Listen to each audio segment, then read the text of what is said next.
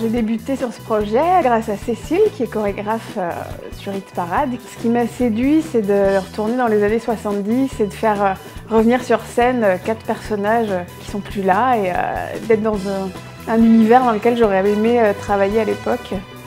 Ça veut dire plein de choses, ouais, les années 70. Ça veut dire du crépage, du volume, de la laque. Et puis surtout, ils se coiffaient à l'époque. On était tirés à 4 épingles. Et puis même les garçons, ils avaient les cheveux longs. On va faire des torses aussi parce qu'ils étaient très poilus, des favoris. Donc on va avoir pas loin de 200 pièces pour le spectacle et le tournage réunis.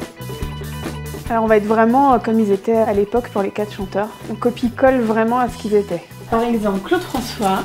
On a travaillé le coiffage, on a travaillé avec ses fils aussi pour qu'ils nous valident vraiment ce qu'eux voulaient comme visuel. Mike Brandt, c'est les bouclettes, c'est beaucoup de cheveux, c'est la couleur, c'est la longueur dans la nuque. L'ambiance dans l'équipe, elle est plutôt festive et c'est plutôt chouette, c'est un plaisir de travailler sur ce projet.